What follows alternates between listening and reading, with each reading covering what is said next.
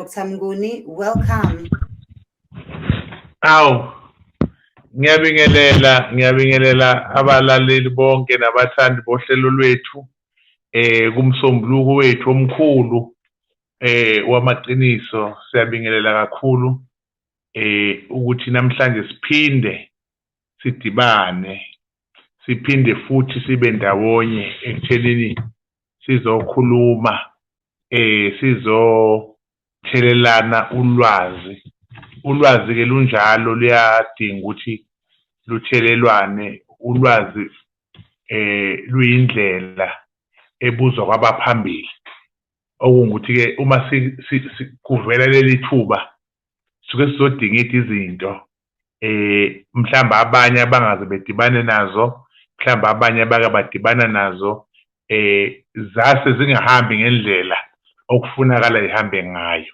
Namhlanje sizokhuluma ngombulalazwe.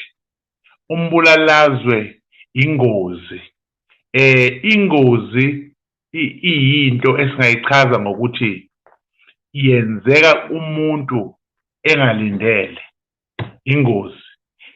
Ingozi iyinto efika kumuntu engayihlelelanga. Uyabona umuntu megula uyebabiza abantu bonke ekhaya athi hey, ukufa kuyangehlula. Makwenzeka ngihamba ngizocela ukuthi nenze kanje. Makwenzeka ngihamba ngizocela ukuthi izinto nimise kanje. Yabona achaze kahle. Kodwa umuntu mehamba ngengozi leso sikhathi asibi khona ngoba usuke ejumekile engahlelanga. Sizokhuluma ngengozi ukuthi ingozi mayenzekile ekhaya ifana nezulu. Izulu liyakwazi ukuthi liphinde lilokhuzane, liphinde libuye la elishaye khona. Nengozi futhi uma yenzekile iyakwazi ukuthi iphinde ibuye. Umndeni uyaba nenkinga yokuphila impilo yokuthi la ekhaya siyazi ukuthi kuhanjwa ngemoto. Abantu bala ekhaya bayashona engozini yemoto, noma bayadutshulwa, noma bayagwazwa, into yakhona. Sizokulungisa-ke namhlanje, sizokukhuluma ukuchaza ukuthi ingozi iqala kanjani, ingozi iyenzeka kanjani, umuntu oshone ngengozi ulandwa kanjani, umuntu oshone ngengozi ivalwa kanjani, la asuke efele khona nimlanda kuphi nendawo, ngoba kuyenzeka umuntu nimlande la angafelanga khona. So yizo zonke izinto lezo esizoyikhuluma namhlanje, esizoyinikeza abalaleli nabathandi bohlelo lwethu la khona sesikhuluma khona ngezinto ezithinta thina abantu. Ngisandlalela bengisabingelela ngenzela ukuthi nokude nongazi sikhuluma ngani azi ukuthi sikhuluma ngengozi, sikhuluma ngokuchitheka kwegazi, sikhuluma ngokuyilengisa, sikhuluma ngokufa udlisiwe, sikhuluma ngokusa uthule, sikhuluma ngeengozi nje zonke sizoyichaza namhlanje kulolu hlelo. Bengisabingelela ngendlalela nenkulumo yethu yanamhlanje.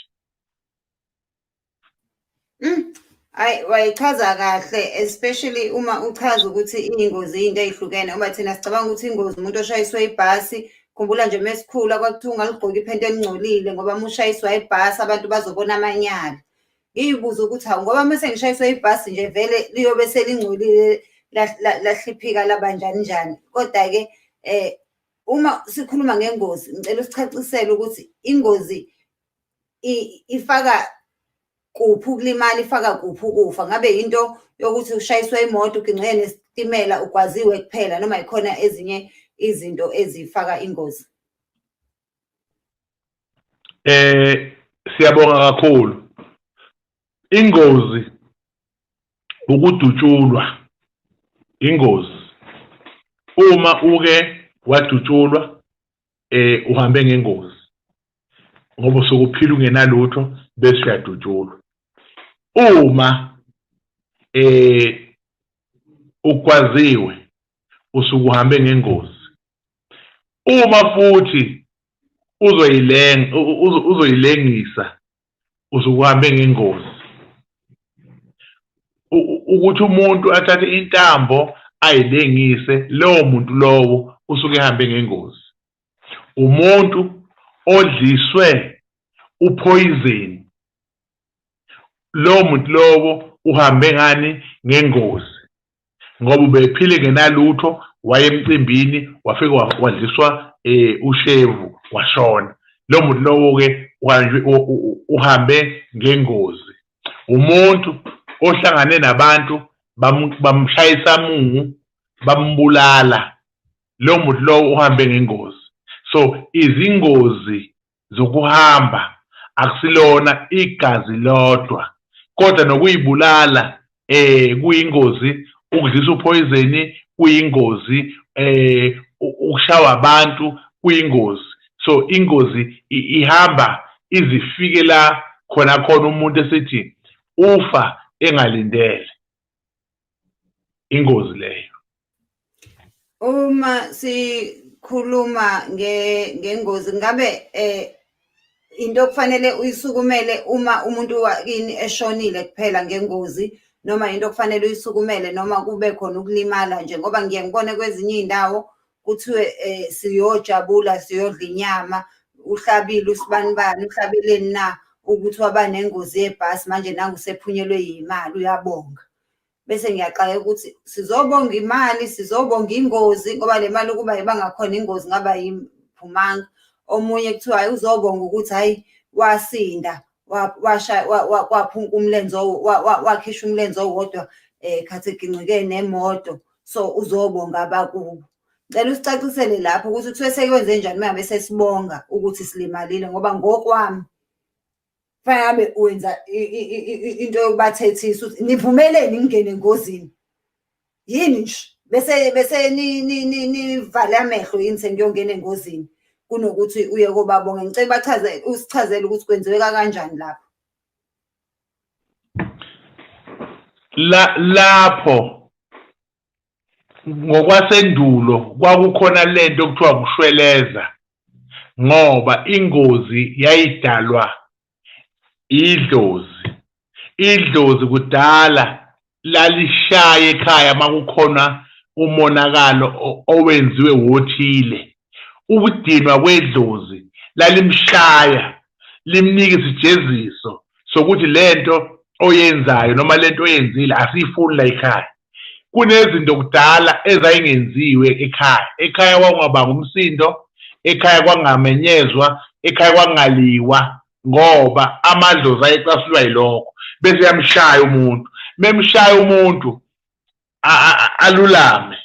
Ngalokhathi elulama bese kwenziwa umcimbi wokushweleza emadlozini. Uyena uza nembuzi, usezoshweleza, uzocela uxolo ukuthi awu boba bamkhulu ngona lapha ngiyaxolisa, ngoba leyanto yazi yaba isitayela sokuthi ingane mayidlala kuthiwa uzolimala njalo, bese kuthiwa amadlozi afuna inyama. Kwakuyinto eyayifika, kanti ayeshaya amadlozi umuntu umona, ngoba umuzi onamadlozi akwenziwe isinoma kanjani. Lento yokuthi kuthiwa siyabonga iqhamuke ngo-RAF, okuyena muntu noma okuyena nkampani eqale ukuthi umuntu ma elimala kuthiwa kune-third party.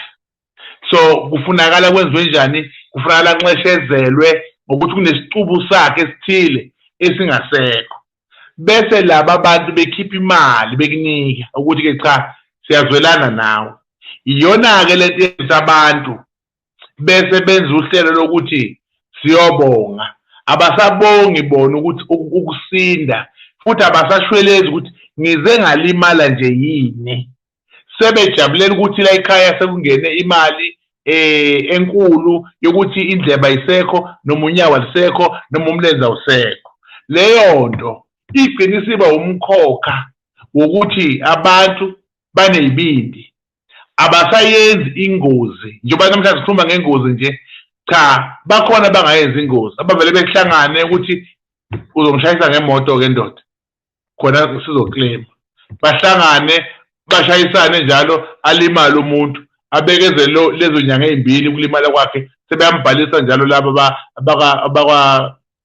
baka RAF sebezomnikeza imali sekuyabuswa yibo ke laba ababongayo ke kodwa abantu bangampela abayazi ingozi ababongi bayashweleza emsamo futhi imali yenyembezi nemali yokulimala ayijatshulelwe la ekhaya ngoba manje imali niyayibonga kofanele kuphinde kulimala omunye khona izophinda ibuye so ilapho indaba so njengoba sizoyilungisa namhlanje sizoyiveza ukuthi ukulimala akudalwanga amathongo ukulimala akudalwanga uNkulunkulu ukulimala kudalwe abantu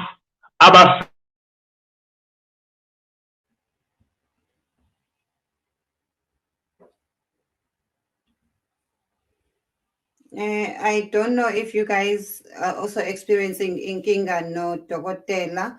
Let me just try and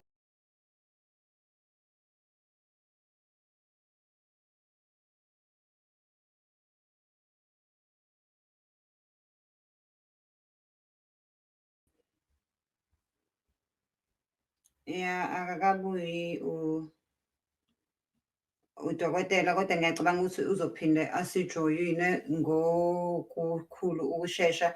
So please guys leave a comment and let me know if I'm the only one onenkinga nodokotela because it seems like kuyinkathi so ngitshela ukuthi nginenkinga kanti mina ngedwa nginenkinga. But ngiyayazi ke nami le yey'ngozi ngakungabona imhlolo eLamonti kuginqika itekisi baphuma omama bakhona namagawuni besafake ngisho amakhala amayini ebusweni baqubula laba balimele baqubula iy'dumbu bababeka le bayilalela phansi kwathi kufika ama-ambulance namaphoyisa kwase kulela umphakathi bengasabaningi usuyibuza ukuthi kodwa ngoba le tekisi phela ibingagibeliza abantu abawu-16 kodwa nje besho-ke nje umnguni ukuthi phela i-RAF ikwenza kuhaleleke ukulimala musumbona umuntu eqhuka kodwa ephethe u3 million uthi hayi kodwa nami ngingamane ngiqhuke for u3 million. Please let me know ukuthi wena nje awukazi ucabange nje iliphi ilunga lomzimba ongayimisela ukuthi ungaliluza for u3 million ongathi nje hayi-ke sengamane ngikuluze lokhu mangizothola u3 million ngingaba happy. Hayi sengamane ihambe indlebe sengamane ahambe wonke amazinyo sengamane uhambe umlenze waka left mangizothola nje u3 million. Please bhala la kuma-comments ungitshela ukuthi liphi ilunga lomzimba oyimisela ukuthi ungahlukana nalo for imali yaka-RAF. Wona dokotela ikhona ilunga lomzimba oyimisela ukuthi cha leli-ke nje ngingahlukana nalo for imali yaka-RAF. Angisenalo ngithi yabo dala yahamba indlela angisayimisele ngokunye indleba ayisekho sidala yahamba khona engozini kodwa imali wayidla awuzakali kodwa imali yona wayidla yathi ihamba indlela kodwa nemali wayidla. Hayi balutho ayikho ayiphumanga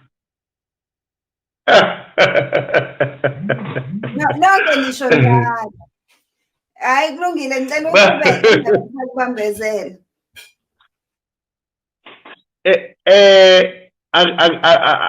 Asiphinde sihlabelele ihubo lethu lokuthi i-network abafowethu abasibhekile abangaphumi sikhona my network ihlupha bangaphumi sikhona siyimisele ngokuhlala nabo kakhulu sibhunge lolu daba. Bengisachaza ukuthi uma umuntu efela emgwaqeni lowo muntu lowo kuye kudingakala ukuthi abakubo beyomlanda. Manje abantu sebenesitayela esisha sokuthi umuntu manje umlanda efele esibhedlela nima ngaphandle esibhedlela ningangeni ngisho ngaphakathi nimemeze lapho uzonizwa. Phela sisaba necorona manje ibhedlela sesisaba necorona ngeke nje ungasise ibhedlela sisaba icorona. Angithi ke manje uma niyolanda umuntu othulele esibhedlela ngoba lento esikhuluma ngayo namhlanje asazi ukuthi ingazwakala kanjani umuntu oshonile esibhedlela wangalanda wena muke wafika lapha ugula wangena embhedeni wakhe ngeke uzusinde ngoba uzovela athi lo muntu hayi nami ngihamba nawe bonke abala kulo mbhede wami mhlawumbe umuntu obenolaka unelunga lala embhedeni wakhe akethi manje usulala phezu kwakhe uyamcindezela nibange lokho manje ukuthi uyamcindezela agcine seklinya noma ugcine lento yenze ngokwephupho nilwe ngokwephupho akunqobe lo muntu ngoba ulala phezu kwakhe unjani lo muntu akalandwanga yiyo yonke into leyo edumile ukuthi umuntu megula ningamuzi isibhedlela ngoba uzobuye esethule iqiniso lelo abantu abasaye ibhedlela ngokusaba ukuthi uzofika lapha agule kakhulu ilaba abantu abangalandwa ngiyaxolisa ngoba kuzoba sengathi ngiyayixuba kodwa ke ngizobuyela engozini bengisachaza ukuthi umuntu meke washona kuye kungenwe phakathi esibhedlela ewodini lakhe kucelwe umbhede obelala kuwo kuthiwa yilo akukhathala noma khona into sefakiwe khona bese ethathwa ngehlahla lapho athulela khona embhedeni asiwe kuphi emakhazeni kahulumeni lapha elele khona athathwe lapho asuswe lapho kiwe lapha emakhazeni lawa ayimele lawa agcinela kuwo aphinde athathwe khona bese suka lapho esesiwa kuphi manje ekhaya uyabona manje lo uthathwe ngani ngokwindlela okuyiyona kusiza abantu abazongena esibhedlela bangenankinga abangena esibhedlela begula ukuthi bengabi nenkinga inkinga ziwu2 inkinga yokucindezeleka umuntu ashone kungafunanga ngabe yashona ulwa nalomoya walomuntu inkinga yasebusuku kusiza ukuthi mabelala ebusuku bayajovwa ngama-drip azobalalisa kodwa bayawuza umoya oshoyo ukuthi la sinemphefumulo la engalandiwe okuyinto leyo ebungozini esikhuluma ngabo nayo-ke le iwubungozi iyodwa ngoba umuntu bekashona nje mthatheni ngehlahla nimuse kubo emva kwalokho nikhulula abantu bakuleyo ndawo unumber 1 bengikuwo ingozi ifika imoto ishayise nomuntu avela thula umuntu langa likavela ishayise bese iphaphalaza imoto iziyofika le ezansi uma senizomlanda nina anisezi la athulele khona seniza nina la imoto efike yama khona kanti yena uthulele la uye lapha neseyisidumbu nifike neniye lapha nimthathe khona nihambe naye ekhaya la uzovuka la umoya wakho uzophila la ngalesikhathi wena uqhamuka ngemoto uvela ubona umuntu ewela la emgwaqeni uthi uyamvika lo muntu uthi uyammela uyiphaphalaza imoto ushone sebeba u2 laba bantu asebela uzophinda futhi omunye aqhamuke ngemoto naba abantu bayavuka bayalandelana ngathi bayahubhana athi uyabavika ashayise kokunye angashayisi yena angene kwenye imoto ngoba ziyaphambana naba nabantu avela phaphalazela kuleya moto useyalimala njalo kunomgwaqo kunamarobot okuthiwa emarobotini athile iy'moto zakhona ziyashayisana siyakwazi lokho sonke yini abantu abangalandwa okufuna ukuthi umuntu meshonile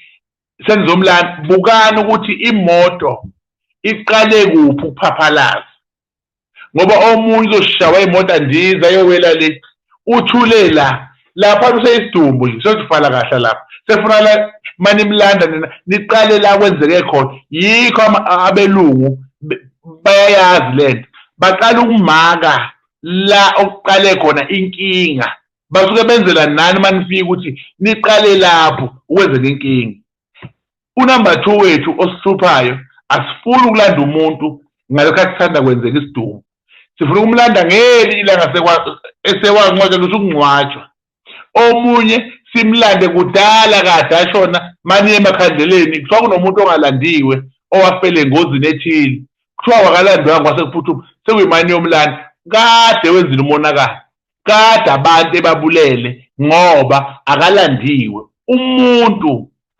uyaphila umuntu uphila kabili umuntu uphila ngokwenyama njengoba niyibona ezophila ngokamoya umuntu ophila ngokamoya akafi, kodwa umuntu ofayo umuntu ophila ngokwenyama, okuchaza ukuthi amandla akumuntu kamoya awekho amandla kumuntu wenyama.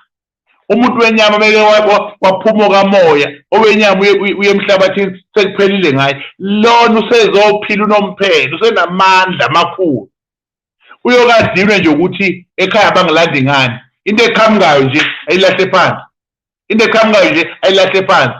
Lento yengozi yenzeka ngokuthi uhamba kahle uthi ziba babuthongo, uze ubuthongo nje, kanti uze ubuthongo nje usuluza icontrol, siyongena kwenye imoto. Lobu buthongo budalwa yilo muntu osengene lapha kuwo, akuphazamisa. Leyo nto leyo ihambiselana futhi nokuba lula kwakho. Lento lena ihambiselana futhi nokomuntu wakini owashona ngengozi nangamgcinela amasiko akhe okuhamba kwakhe. Kwakuthi uhambile navala ingozi kwaphela kanjalo. Uma esephila kini useza nalobu bungozi. Indawo edinga ukuthi kulimala umuntu kumele kulimale wena, ngoba idlozi lakho lifakazelana nale ngozi eyenzeke la. So wena uqobo wembethwe ingozi. Makumele kube khona umuntu ozofa ngengozi, kuvele kube wuwe. Kuthiwa basinde bonke abantu kushona usibani noma basinde bonke abantu kushona oyedwa. Etekisini bebe 15 kushona oyedwa, kwalimala abangaka. Wena ungene kuphi kwabashonile ngoba leti umkhokha wasemumva. Lento siyichaza ngokuthi abantu abashona ezingozini basuke bengayihlelelanga bona, kusuke kuyingozi efe ngaplananga.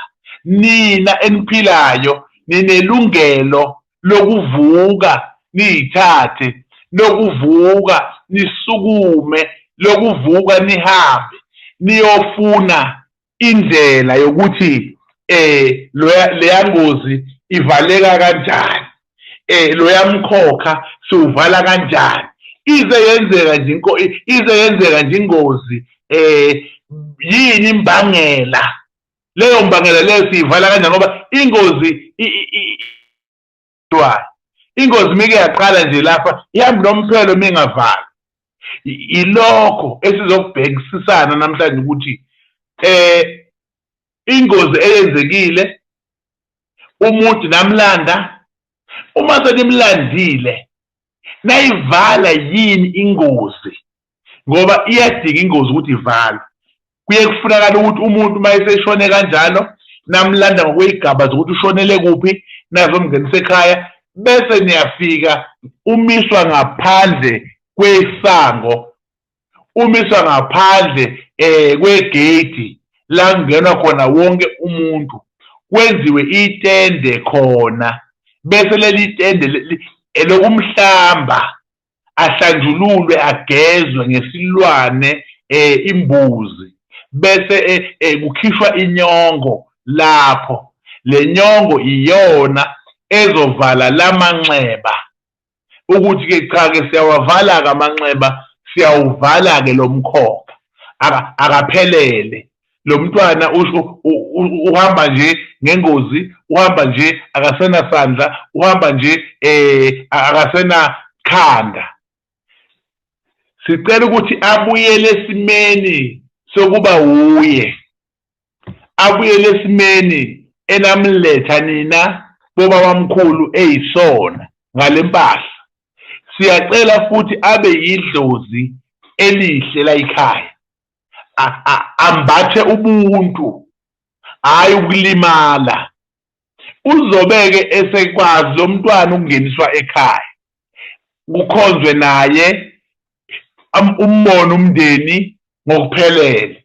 Abanye abantu baye bethi ingozi nje ekhaya ingeni, umuntu olimele ngengozi ekhaya kangeni. Yonke into yalowo muntu lo iyenzelwe ngaphandle kwekhaya, ngoba ethi lokhu siyakweshwama la ekhaya futhi asikufuni, akube ngaphandle yonke into. Itende libe ngaphandle, yonke into ibe ngaphandle, aphumele ngaphandle, angangeni la ekhaya. Kodwa kushaya isikhathi esithile sokuhlanjululwa kwakhe, engeniswe ngani ngehlahla esehlanjululiwe. Izinto lezo ezenziwayo. Uma singena kulolu daba namhlanje kuMsombuluko, sizolekelela uhulumeni, sizolekelela izwi lethu ukuthi singalibamba iqhaza ngokuma esintwini, singalibamba iqhaza ngokulandela ukuba umZulu ukuthi ngokwesintu ingozi yenziwa njani ukuze ingozi ingangeni iziyongena ngisho esizukulwaneni nasesizukulwaneni, kuphinde kufa abantu engaba bafi ngenxa yabantu engabe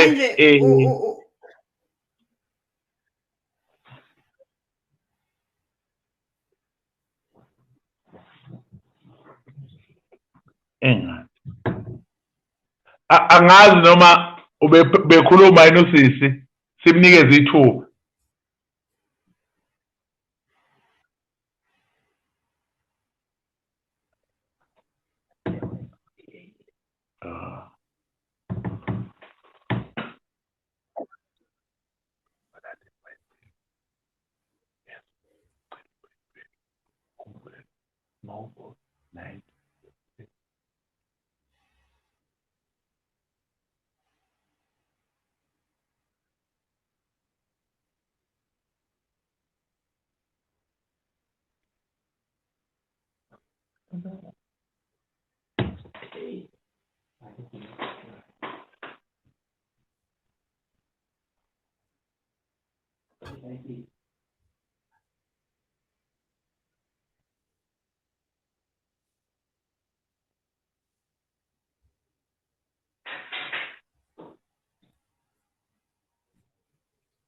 Yebo.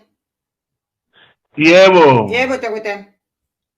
Asazi noma kunedelay nyana ekhona. Ngiyakuzwa.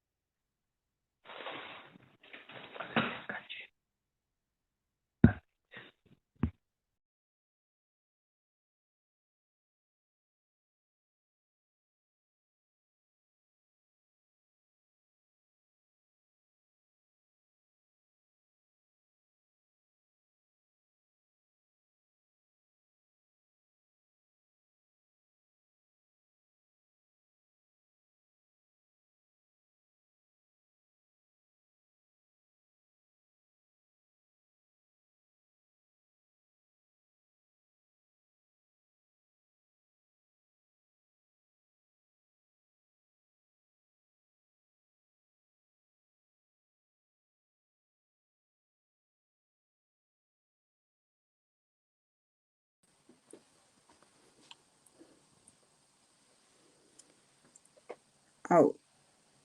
Sesilahlekelwe nodokotela yini? Noma usazobuya udokotela, I am not sure. We are having a bit of a problem nyana la, but I am sure uzobuya udokotela njengamanje.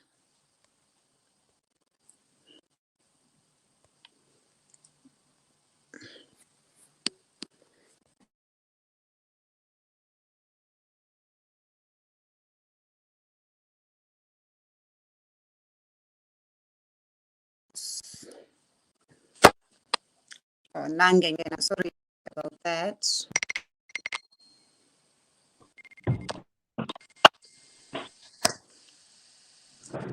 Yay. Sengize ngangena ngefoni because I think i-network ibinenkinga. Yebo.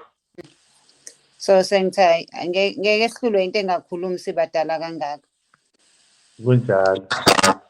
Yebo dokotela. Angazi ukuthi angazi siphazamiseke sikuphi nendawo, mhlawumbe umuntu aqale khona. I think bakuzwile konke kodwa obukusho imina nje engicabanga ukuthi ngibe nenkinga ngoba imali yangikhipha out. Mina ukugcizelela nje ukuthi ezinye izinto thina asizenzi ngoba sithi sihambisana enkolo le esifika ezweni lethu lase-Afrika. Kodwa engifisa ukukukhumbuza abantu ukuthi abelungu bayabalanda abantu babo. Ingakho la ekuthiwa kube nengozi yomlungu ubona ngey'mbali baze bafake ngisho utshwala ney'thuthuthi noma yini abeyithanda. Uma ngabe kuthiwa bona banalo usiko lwabo lwey'mbali nokumlanda umuntu, and abelungu abanemali abakuthandi ukufela esibhedlela, bafele emakwabo because they don't want ispirit sabo to wander around. Abelungu ispirit ndlela yokuthi bancamela ukuthi bamshise umuntu uma ngabe seshonile ukuze umlotha ubuye uze ekhaya. Kodwa thina ngoba siyikha phezulu inkolo yabo, ithina sigcina singazenzi izinto zethu ekubeni singazazi ezabo abazenzayo ukuthi bazenza kanjani futhi basuke bezenzelani. Bengifuna nje ukufaka u2 cent wami lapho ukuthi okunye suke sithi senza ubulungu kodwa ubulungu ibona esingabazi. Abelungu bayazenza into zabo, abelungu bancamela ukuthi uma wakhe ahlale naye endlini esewumlotha kunokuthi amtshinge kanjalo wena uhamtho wakho useyidimoni. Abelungu bayakwazisa indawo la ekushayiseke khona umuntu ekulimale khona abantu ngengozi, uyahamba nje umndeni uyomlanda ngosiko lwabo. Nabo-ke abahlukene, so ama-Greek awenzi njengama-German, ama-Germany awenzi njengama-Polish, ama-Polish awenzi njengamaNgisi, amaNgisi awenzi njengama-French. So bengifuna ukugcizelela nje ukuthi labo basuke bey'tshela ukuthi abazenzi lezi zinto ngoba bona benza isilungu ukuthi bahambe wrong. Ungaqhubeka dokotela. Siyabonga kakhulu futhi ke leyo iyona esizama ukuthi abantu sibakhumbuze isintu ukuthi njengoba izinto zenzeka ngokwezizwe nangokwezizwe, sizokhumbuza abantu namhlanje ukuthi thina njengabantu senza njani, ikakhulukazi njengabantu abamaZulu senza njani. Iyona ndlela le eyokuqala ethinta indaba yemoto.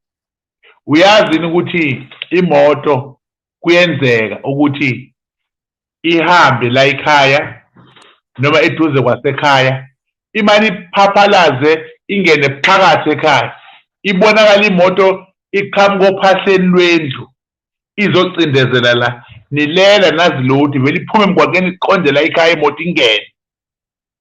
Kokunye icindezela abantwana, kokunye icindezela abantu abadala bebeyilalele, kokunye ingalimazi umuntu. Yizo zonke izinto lezo ezinendlela nazo yokuthi zivinjwa kanjani, zivalwa kanjani. Yikho kwabanye abantu noma kweminye imizi bethi cha asikwazi ukwakha ngasemgwaqeni ngoba babalekela leyo nto ukuthi ngizokwakha emgwaqeni imane imoto iphaphalaze la ekhaya. Kanti kuyinto nayo ewumkhuba futhi engajwayelekile ukuthi noma yenzeka kuthwala izandla ekhanda. So sizosho ukuthi-ke uma ekhaya kwenzeke leyo nto leyo, iyakhishwa leyo nto, ikhishwe iphume ngokwempahla nangokwembuzi ukuthi zizoshweleza awuvalwe lo mkhokha, bese uyaphuma lo mkhokha lo uyavalwa. Unumber 2 omunye imoto. Imoto uma izofela umuntu kuye kuthiwa hayi sekuyisilungu ayichelwe ngamanzi noma ayisiwe car wash iyowashwa, kanti ibifele umuntu phakathi. Le moto ibithwele umuntu oshonile, iyajika futhi le moto ayisenziwa lutho. Qhamuka abantu ngakusasa imoto siyinhle sebeyagibela bayahamba, kuvuka lo muntu kwenza ingozi futhi ngoba leya moto ayiwashwanga. Yayiwashwa imoto mayigibeza umuntu, ifika iqashwe imlande imbuyise ekhaya bese kukhishwa imbuzi yokuyigeza ngoba kwenzelwa ukuthi angahluphi loya muntu kuleya moto. Izinto zonke lezo ezazenziwe kuzoba ingozi yokuthi umuntu umane wathatha amaphilisi wawaphuza kwaze kweqa washona. Uthathe intambo wazibulala, uthathe uphuza uparafini noma waphuza upetrol wayishisa. Yimikhokha leyo yona enesiko lokuthi uma umuntu eke wenza leyo nto akathintwa.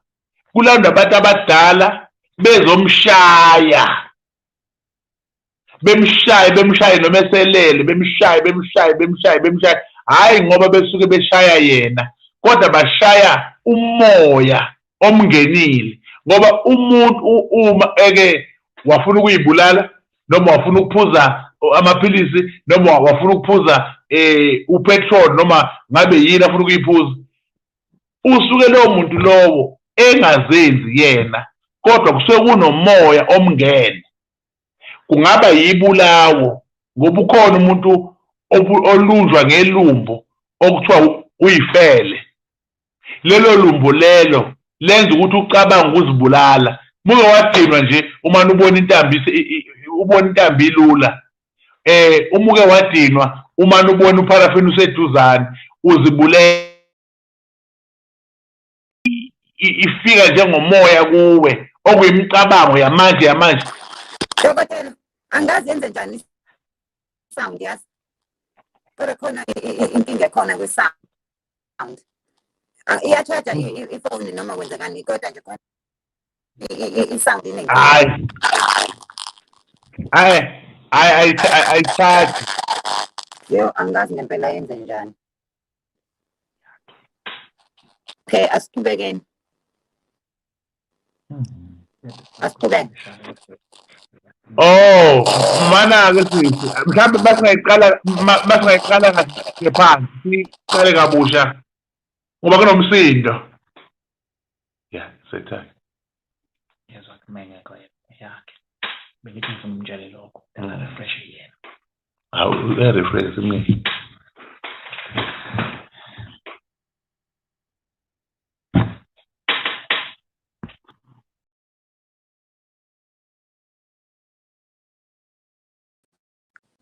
Yebo, dokotela. Hawu, yaze siphoqa lelo khuzane.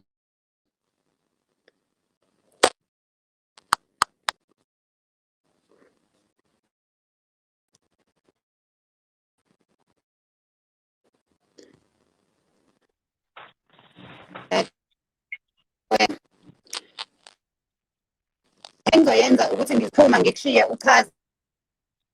Ngizobuye ngibuye ngoba ngathi kuba ngcono uma ngabe ngiphumile mina. So angikushiye-ke uchaze ngizobuye ngibuye.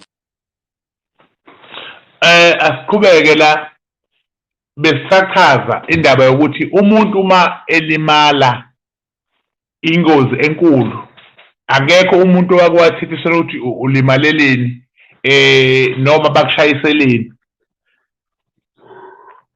noma bakugwazeleni.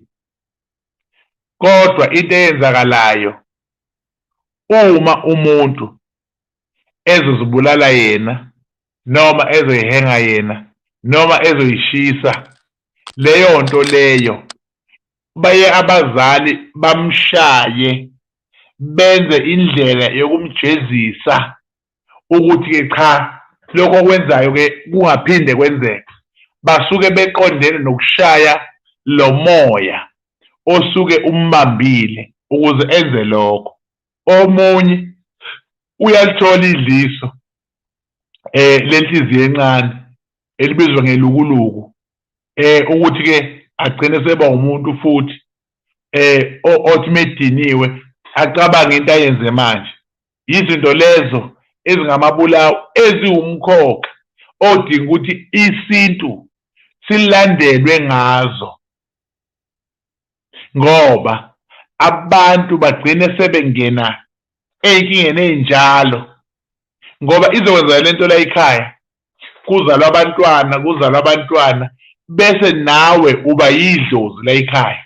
Usuyidlozi nje wenza into enjengalena bese lethi ingene ey'nganeni. Gcina iy'ngane seziba nenkinga efanayo ngoba iqalwe abathile, uma beyiqala abathile yagcina ingasalandeleki, yagcina ingasagcinwa ukuthi-ke ivalwe ukuthi lento asiyivaleni. So sizokhuluma ngakho, ngiyaphinda ukusho lokhu ukuthi izinto lezi ngampela ey'bukakala zinganakekile futhi ney'bukakala mhlambe ziwukuchitha isikhathi uma yilandelwa kodwa ziyiqiniso futhi ziyindlela elula ike yehla into enjengaleyo phakathi kwekhaya nasukuma nikwazi ukuthi nisizakale nombani ngoba lento ikancane into yokuvala ingozi edinga imithi kodwa into ekuvala ingozi idinga nje isintu nokukhulumisa impepho nokukhulumisa idlozi nokucela emadlozini kuzothi-ke uma sekufunakala kufakwa amakhambi awafakwe amakhambi kodwa khona ekugcineni kosuku nikhulumile kwabadala nancenga kwabadala ukuthi cha lento ayingaphinde yenzeke.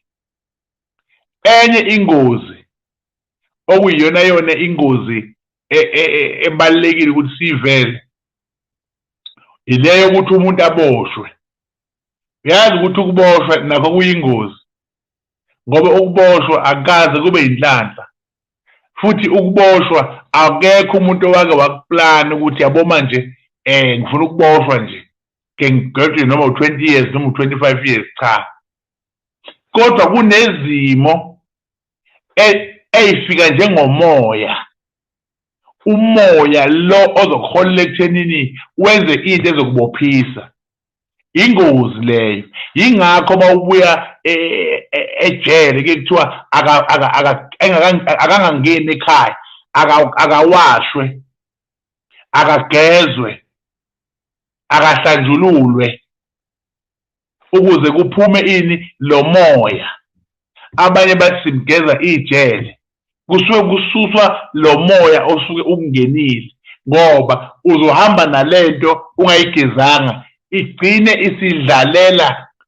isidlalela kuwe iphinde lento futhi ize iyongena kubantwana basekhaya abangazilutho ngoba leyanto injani ayivalwanga. Izinto lezi ezidinga ukuthi zivalwe futhi uma zenziwe ngempela ukuthi siyenzisisa la siyavala ukuthi cha angaphinde kwenze ngoba akumnandi ukuthi umuntu ashayiswe imoto angasindi akumnandi ukuthi umuntu abulawe ngokugwazwa noma ngokulimala noma ngokudutshulwa kube ukuthi sekuphela kanjalo.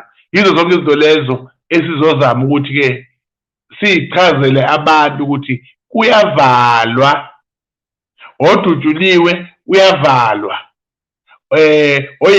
ogwaziwe kuyavalwa amanxeba olimale engozini yemoto kuyavalwa amanxeba. Izinto zonke lezo ezivalwayo esingazi ukuthi-ke uma ekhaya kini kungenziwanga nina enikhona yimiphi imizamo eniyenzayo ngoba mhlawumbe ningayenza imizamo ukuthi nibuyele emuva nilungise nikwazi ukuvikela abantwana ukuvikela isizwe salelo khaya lelo esizayo ukuthi singayitholi sesikuleyo nkinga leyo. Kungakho-ke sizothi abantu ake beyisike la bebone ukuthi bayidla ngaphi le ndaba yethu yanamhlanje ngoba baningi abantu abanye abantu baneyingozi abahamba nazo. Kuqala kwakuthi makade kushawana emcimbini othile noma kushawana emidlalweni othile bese kuthiwa abantu abahambe boshashaza nobani omshayile ashashaze ngenyongo nobani omshayile ashashaze ngenyongo kuvala ukuthiwa hayi ayiphele amadoda yaphela ngoba kusuke kwenzela ukuthi leyo nto ingabi umkhokha okuhlala njalo bese wenzeka. Yizo-ke izinto lezo esizoyichaza la uma umuntu eshone emgwaqeni ngenxa yokuthi ubeshayela edakiwe kufanele uvalwe lo mkhokha. Ukuphuza umuntu akaphuzeli ukuthi ufuna ukufa umuntu mephuza usuke ephuzela ukuthi uyajabula bese imizwa yakhe igcina isingasalawuleki egcine esedakwa imizwa yakhe. Lowo muntu lowo uma esengena engozini asikwazi ukuthi sizothi ayingavalwa ingozi ngoba bedakiwe, cha, asikwazi kanjalo. Ingozi nje iyavalwa ukuthi bephuzile noma bengaphuzile, kodwa khona ingozi iyavalwa. Izinto zonke lezo esithandayo ukuthi siyiveze nesithandayo ukuthi siyikhulumise abantu bazi.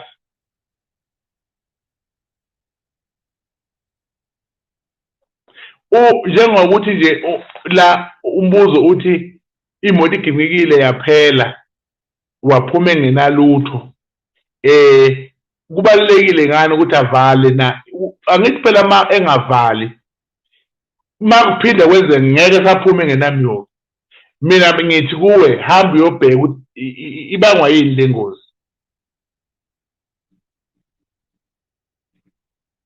Le ngozi ibangwa yini? Bese kuyima uyaqala-ke uyavala-ke kodwa usuzwile, ungavali ungakezwa. Iyona nto futhi leyo ongayibonga ukuthi noma-ke imoto iphelile kodwa ngiphume ngingenamiyoci. Lokho kuyisibusiso. Uyahamba uyoyivala ingozi uphinde futhi wageza amanxeba. Lokho kuyenziwa ukuthi cha uyivale ingozi uphinde uyigeze lento ngoba ngichazile ngathi iwumoya omubi.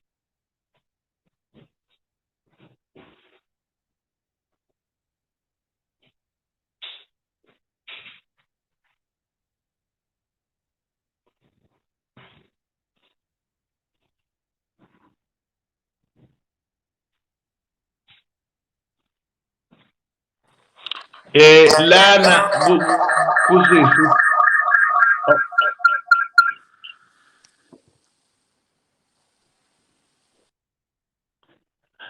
lana kusisi njengoba ethi waphuza amaphilisi washona akaze kwenziwe lutho ekhaya, abadala basekho bonke. Ngikholwa ukuthi ke inselelo isele ngakuwe wena okhona. Ukuya nje emsamo uyokhuluma empepheni. Ungakhuluma ngento kokunye kubalulekile ukuthi uma uye emsamo ngesimo esiphuthumayo njengalesi, mhlambe ube nalo uhlelo lokuthi wenze ngisho ibani, impepho yakho ibe nezibani ozoyilokhuzana, ozozishisa, bese uyakhuluma ucele kubantu abadala ukuthi ke wenze ngomkhokho njengalo, ngizowushweleza ngizowuvala ukuthi ungaphinde wenze, ngoba kwakufunakala lo ashawela ukuthi kuxoshwa lo mkhokha awenzile ungaphinde wenzeke phakathi kwekhaya.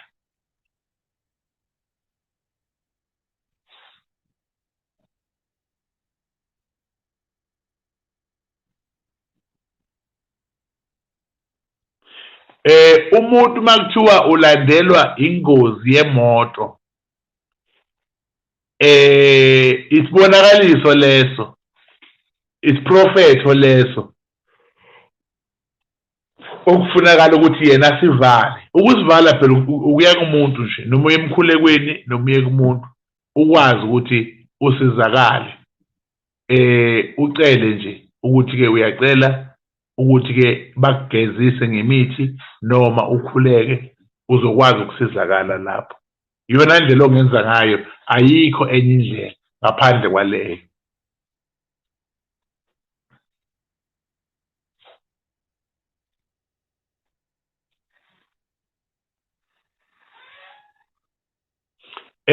Uma ninabafowenu abalimalele engozini,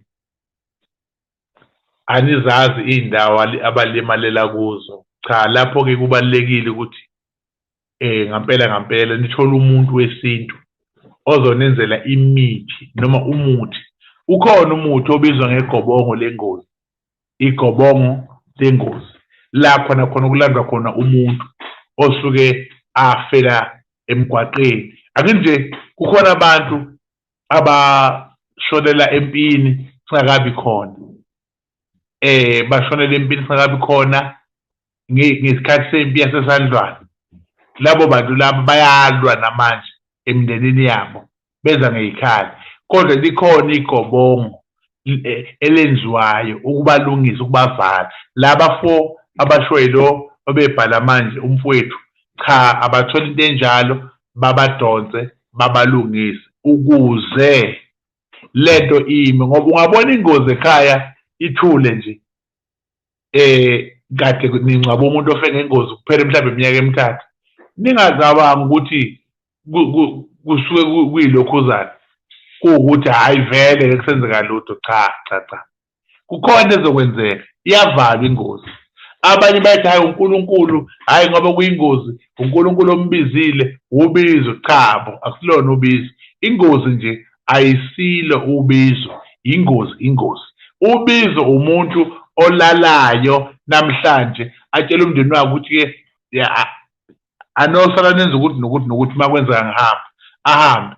Uhamba vele useshile emndenini izinto kumele mazenzeke kuwo.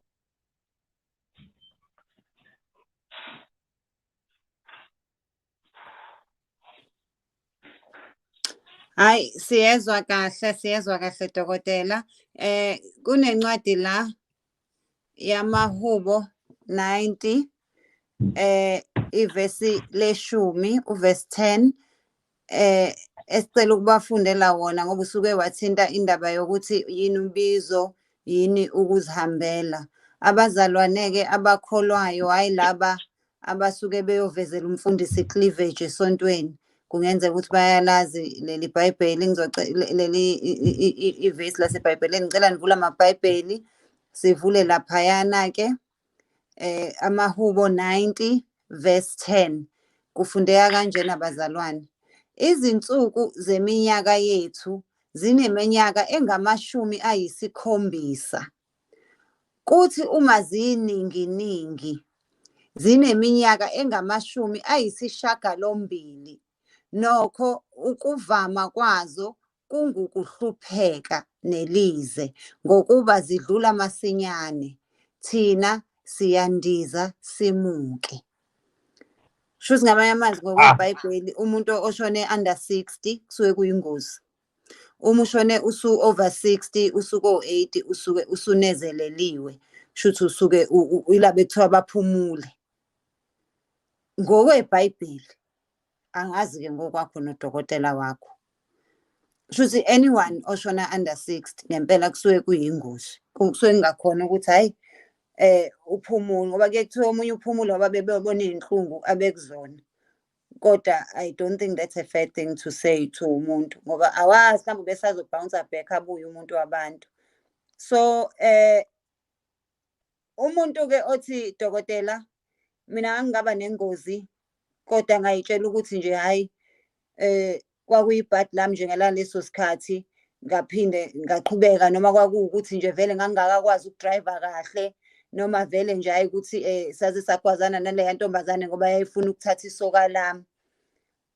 Ungathi ivalwa kanjani ingozi kanjani? Kufanele enze njani umuntu oseke waba sengozini kodwa kwakuthi ayimlimazi kakhulu futhi ayimbulali? Kahle angiqale lapha nje ekubongeni ubufakazi bokuthi iy'nsuku zomuntu zingakanani. Lento esikhuluma ngayo manje noma le ncwadi esiyivulayo iyasiza imindeni yethu iyazi ukuthi umuntu meke washona uthakathiwe. Ushona ugogo eseno-70 noma eseno-80, umndeni uhlukane phakathi uthi ubulewe abathile, kanti bese kushaya isikhathi sey'nsuku zakhe. Bakhona abano-100 kuyahalaliswa, kuyabonga ukuthi kusenomuntu oneminyaka emingaka. So-ke umuntu ohambe no-10 ohambe no-15 ehambe no-30 40 lowo muntu lowo ngokwesintu kuye kuthiwa uhambe esemncane ngoba usuke engakafiki eminyakeni okuyiyona yona edalelwe ukuhamba ngomuntu. Bese ngiyabuyela la ekuthenini silimazene sabangani noma ngishayise ngemoto bengisafunda ukushayela noma hayi ngithinteke ngephutha, leyo nto leyo ayidaliwe yidlozi, leyo nto leyo ayidaliwe uNkulunkulu. Uma umuntu ezolimala engozini yemoto noma ngabe yokugwazwa noma ngabe yokudutshulwa, kusuke kukhona ungonakelo khona, kusuke kukhona into engahambi kahle kulowo mndeni lowo, kusuke kukhona into ekhalelekayo kulowo mndeni lowo kuze kuvele le ngozi. Okubalulekile ukuthi uma ingozi isivele kufunakala ivalwe, akusho ukuthi ngoba nakho ulimale kancane, uma wewopha nje kwachitheka igazi nje, lowo mkhokha lowo uyavalwa phakathi kwekhaya. Akufunakali sithi thina awuzukuvalwa ngoba besidlala noma besilimazana. Muke wopha nje sefuneka leyo nto leyo ishashazelwe, ivalwe.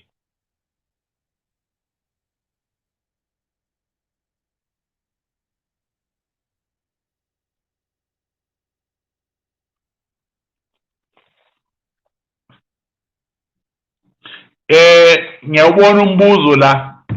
Cha, angithi-ke abathandazi nenyanga nezangoma kwakubekelwe yona lento yokuthi uma umuntu ezothi ngiyafuna ukulandela isintu kodwa manje ekhaya sigcinwa, so uyakwazi wena ukuyiphumela uhambe uyifunela uncedo ukuze uphile.